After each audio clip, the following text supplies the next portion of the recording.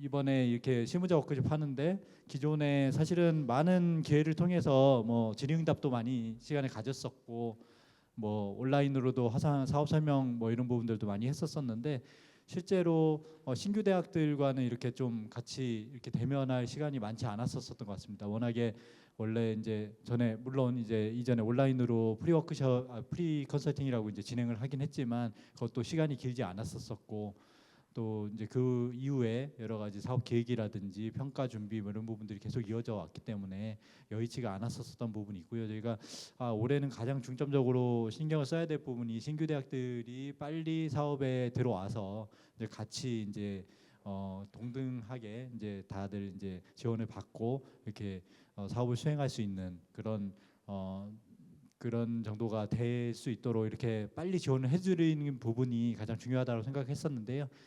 저도 이제 오늘 사실은 올 수 있을지 없을지 모르던 상황에서 좀 무리해서 온 이유 중에 하나가 신규 대학 분들 한번 좀 뵙고 인사도 드리고 좀 혹시나 또 이렇게 전체적으로 지금 질의응답하는 사이에서 이런 질문 해도 되나 조금 약간 조금 약간 주저하시는 경우들도 있을 거라고 생각이 됩니다. 그래서 그냥 따로 한번 좀 뵙고 이제 그런 궁금한 점이나 이런 부분들에 대해서도 좀 답변을 드리고 이런 시간도 중요하다라고 생각이 돼가지고 어제 갑자기 비행기표 끊고선 진짜 왔습니다. 그래서 어쨌든 다들 만나서 반갑고요. 어제 장시간 되게 어떻게 보면은 꽉 찬 일정으로 해가지고 뭐 분임 토의까지 진행을 하신 것으로 알고 있습니다.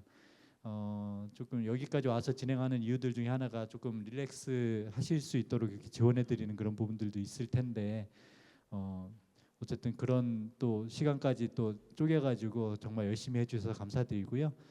뭐 오늘은 질의응답 저희가 1시간 반 이렇게 배정이 되어 있는 것으로 알고 있는데 진행해가면서 뭐 어느 정도 질의응답이 좀 이제 시간을 이제 그만해도 될 것 같다라는 생각이 들 때쯤에 이제 신규 대학들과 이제 시간을 갖는 그런 쪽으로 해서 조금 유연하게 운영하는 것이 어떨까 싶습니다. 다들 뭐 공식 일정 이후에 다른 일정도 잡아놓으신 분들도 있을 거라고 생각이 돼가지고요. 그래서 어쨌든 지금까지 뭐 그냥 이 말씀 좀 말씀드렸고요.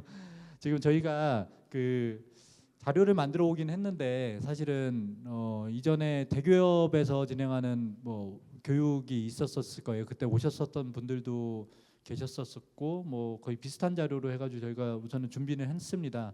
뭐 사실 준비한 자료는 거의 기본 계획에 대한 뭐 중점 추진 방향 이런 부분이기 때문에 대부분의 내용은 뭐 다들 아시는 내용이다라고 생각이 됩니다. 그래서 간단히 그냥 좀 말씀드리고 일정 말씀드리고 그 다음에 질의응답하는 시간을 많이 갖도록 하겠습니다.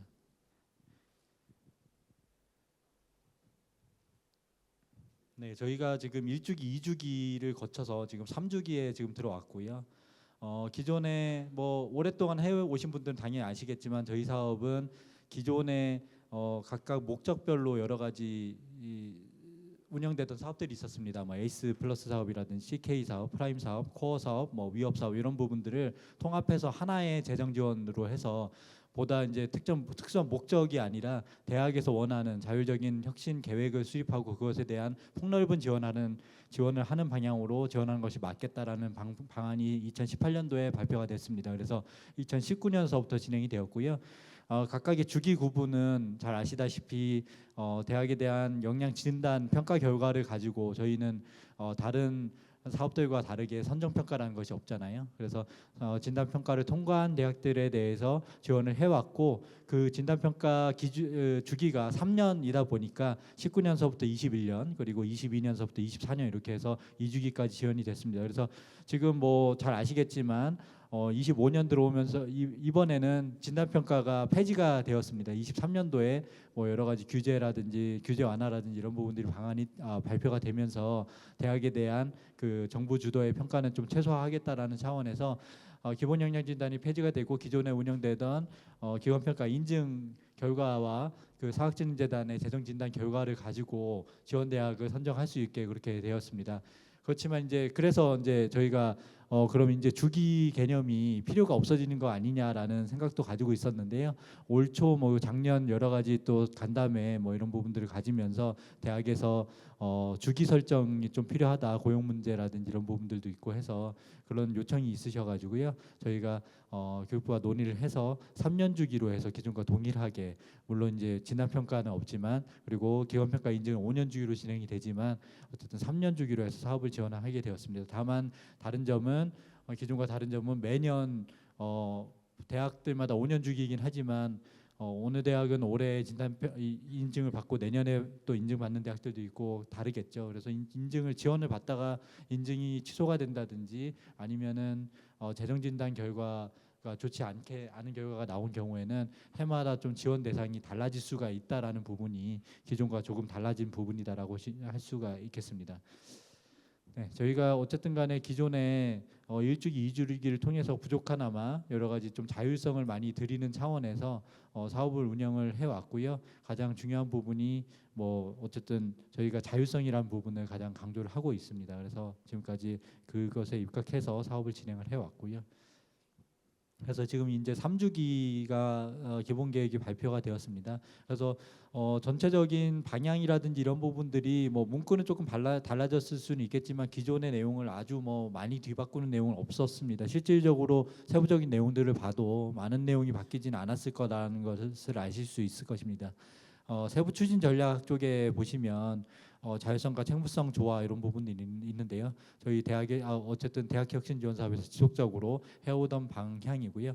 그리고 미래 사회 변화에 대한 대비한 교육 혁신, 이 부분이 기존에 저희가 해오던 전공자율 선택제를 포함한 학과 간 벽 허물기라든지 교육 혁신 이런 부분들을 지속적으로 추진하겠다라는 부분입니다. 그리고 거기에 저희가 22년도에 2주기 시작되면서 가장 뭐 또 중점적으로 추진하고자 했었던 적정 규모와 이 부분이 지속적으로 도입이 되었습니다. 그래서 이런 부분들을 전략으로 해서 사업을 수행을 하게 되었고요. 그래서 중점 추진 방향 뭐 이런 부분들은 뭐 자율성이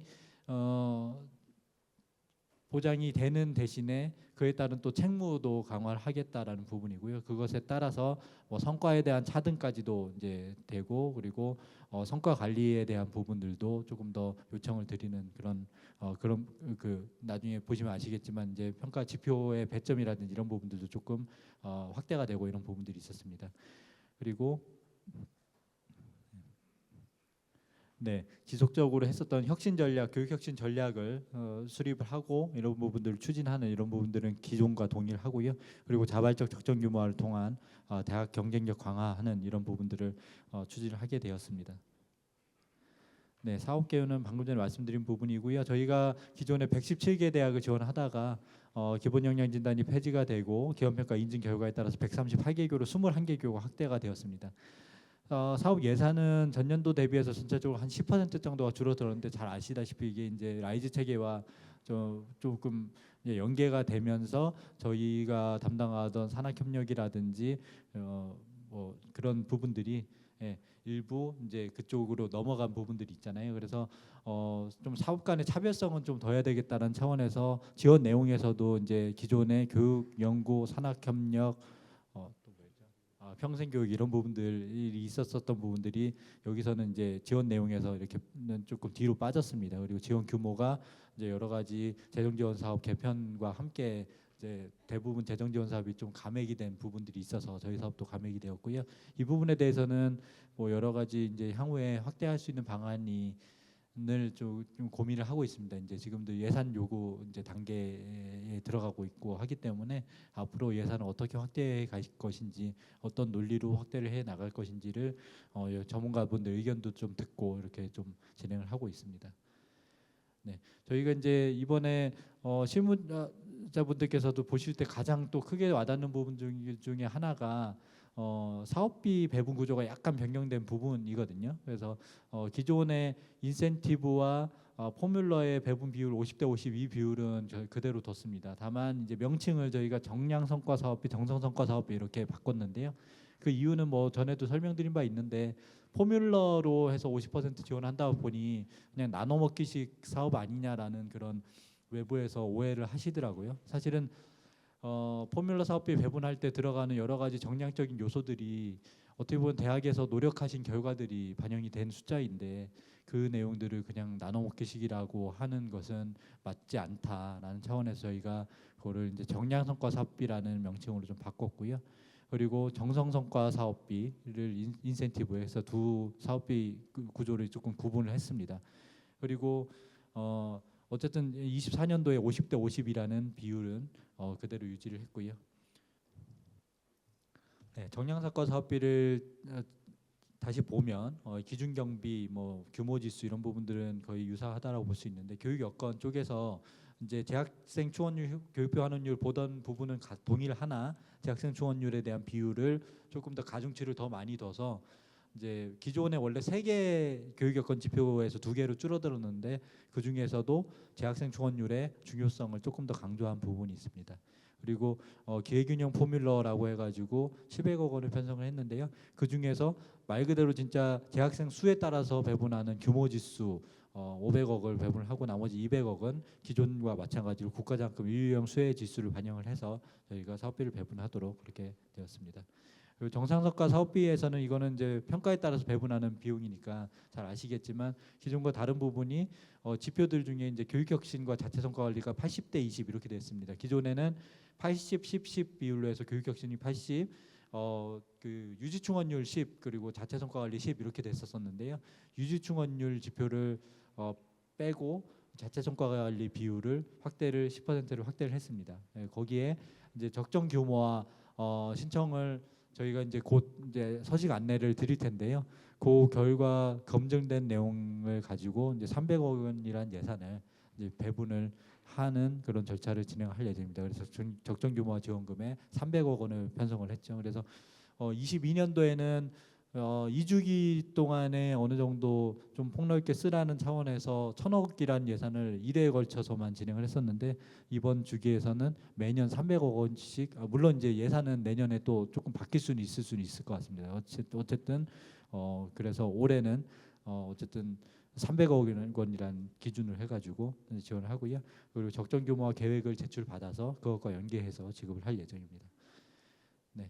여기서 적정 규모와 관련돼서는 조금 더 이제 신청할 여지가 있기 때문에 물론 이제 저희한테 요약서 그 사업계획서 요약문을 제출을 해주셨는데 거기에 이제 물론 제출을 해주신 대학들도 그렇지만 혹시나 거기 제출해 주신 내용에서 변경도 가능합니다. 그래서 혹시 기존의 요약문에 제출을 하지 않았는데 우리 이거 하는 게 좋을 것 같다라고 판단이 되시면 이번에 이제 안내가 곧 이제 나갈 거거든요. 그래서 서식이 정리돼서 나가게 되면 거기에 이제 맞춰가지고 신청을 해주시면 저희가 검증을 해서 사업비를 배분하는 쪽으로 이렇게 검토를 하도록 하겠습니다. 그래서 적정 규모와 지원금 관련돼서는 예전에 계셨던 분들은 내용을 아시겠지만 좀 한번 설명을 그래서 다시 한번 드리겠습니다. 우선 기준은 24년도 미충원 규모 대비 그러니까 신입생을 충원하지 못한 정원 내 기준입니다. 그래서 규모 대비 90% 이상의 적정 규모와 계획을 수립하고 제출한 대학에 대해서만 저희가 지원을 하게 됩니다. 그래서 예를 들어서 24년도에 우리 대학이 100명을 미충원했다라고 했었을 때 90명 이상을 줄이겠다라는 계획을 제출하셔야지만 적정 규모와 지원금을 받으실 수 있습니다. 그래서 그 부분이 중요하고요. 그리고 규모는 300억 원으로 되어 있는데 그 중에서도 210억 원과 90억 이렇게 해서 선제적 감축 지원금 그리고 미충원분 감축 지원금 2개로 구분을 했습니다. 그래서 선제적 감축 지원금은 그래도 선제적으로 노력을 하는 부분이다라고 더 노력을 한 부분이다라고 보면 될 거고요. 미충원분은 충원하지 못한 인원에 대한 감원이라고 보시면 될 것 같습니다. 그래서 아까 24년도 미충원 규모가 100명이라고 보았을 때 90명 이상을 줄이겠다. 그러니까 적정 규모화를 하겠다라는 계획에 대해서만 저희가 지원을 하겠다라고 했잖아요. 근데 100명을 미충원해서 90명 이상 100명까지는 미충원분 감축 지원금에서 배분을 하고요. 예를 들어서 우리 대학이 105명을 줄이겠다라고 하면 100명을 뺀 나머지 5명 그러니까 5명은 그 미충원분을 초과하는 그런 줄이는 규모잖아요. 그 부분에 대해서는 선제적 감축 지원금에서 배분을 하는 겁니다. 그래서 2개를 칸막이를 뒀기 때문에 기본적으로 미충원분 감축 지원금 대비해서 선제적 감축 지원금의 1인당 단가가 훨씬 높을 거고요. 그리고 또 그 안에서도 또 여러 가지 또 장치를 해놨습니다. 그래서 이런 이유는 대학에서 어쨌든 미충원분에 대해서 감원하는 것 플러스 대학에서 조금 더 적극적인 적정 규모화를 진행하는 것을 유도하기 위한 그런 방안이라고 보시면 될 것 같고요.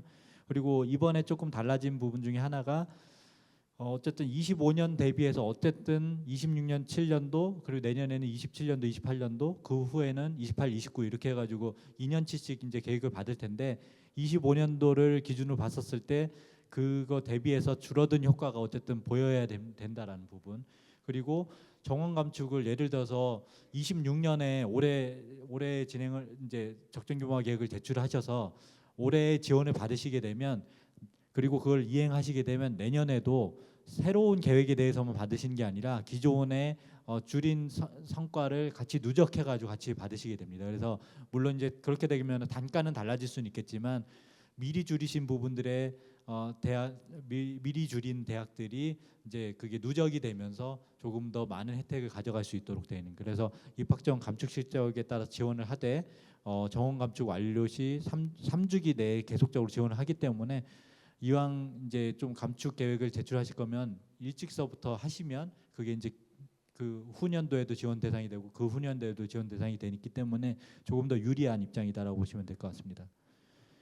네. 그리고 뭐 적정 규모화 계획 인정 기준은 말 그대로 이제 뭐 입학 정원을 순수하게 감축하는 경우가 있을 수 있을 것 같고요. 그거는 이제 당연히 한 명 줄이면 한 명 줄이는 걸로 인정이 되고요. 대학원 증원을 위해서 학부 정원을 줄여서 그러니까 우리 대학은 연구 중심적으로 가겠다라는 대학이 있을 수 있을 것 같아요. 그래서 뭐 학부 정원을 줄이고 대학원 정원을 확대하는 그런 걸 했을 경우에는 그 감축 인원의 50%만큼 인정을 할 거고요. 그리고 모집 유보를 요건이 되는 경우에 교육부에서 승인이 된 인원에 대해서는 50%에 대해서 그 인원에 대해서 50% 인정하고 그리고 그 일반 학생들 정원을 그러니까 학령 인구 내 정원이라고 이제 저희는 많이 표현을 했었었는데요. 일반 학생 정원을 성인 학습자 전용으로 변경하는 그러니까 우리 이제 충원도 어렵고 하니 성인 학습자들에 대한 모집 이런 부분들을 조금 더 많이 해서 우리는 그런 쪽으로 좀 나가겠다라는 부분이 계획을 세우셔서 성인 학습자로 전환한 경우에 그 전환한 인원의 50%를 인정하는 이런 또 부분들도 있습니다. 그리고 다만 이제 2번, 3번, 4번에 대해서는 어쨌든 3년 유지 요건이 있습니다. 그래서 우선 올해에 성인 학습자 정원을 돌렸으면 그거는 최소한 3년 동안 유지해야 되고요. 모집 유보는 어쨌든 3년 단위로 이제 하는 것으로 알고 있고요. 그리고 대학원 정원으로 증원했으면 그것을 다시 일반 학과로 돌리는 거는 하시지 않는 쪽으로 해서 3년 동안은 최소한 유지하는 쪽으로 그렇게 해 놓았습니다. 그래서 하고요. 아까 말씀드렸었던 선제적 감축 지원금과 미충원부 감축 지원금에 대한 그 구분인데요.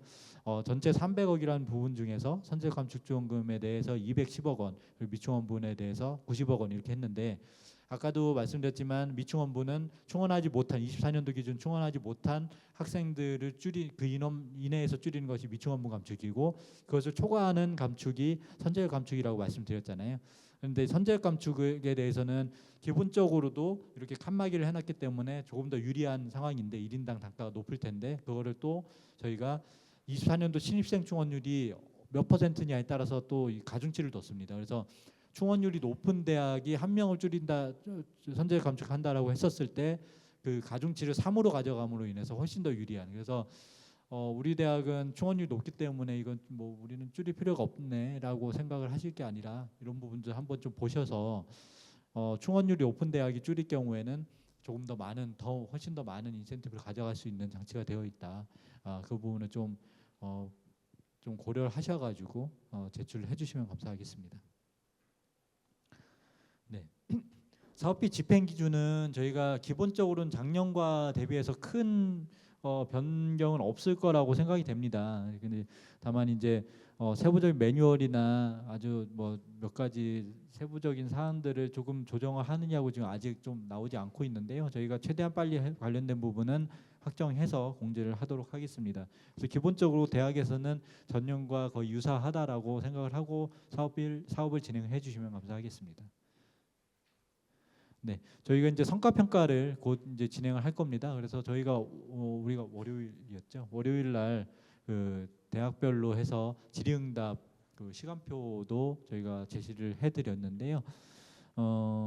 우선은 저희 다음 주 일주일 정도 띄우고 다다음 주서부터 이제 평가를 진행을 할 겁니다. 그래서 그 정성 평가 방식으로 진행이 될 거고요.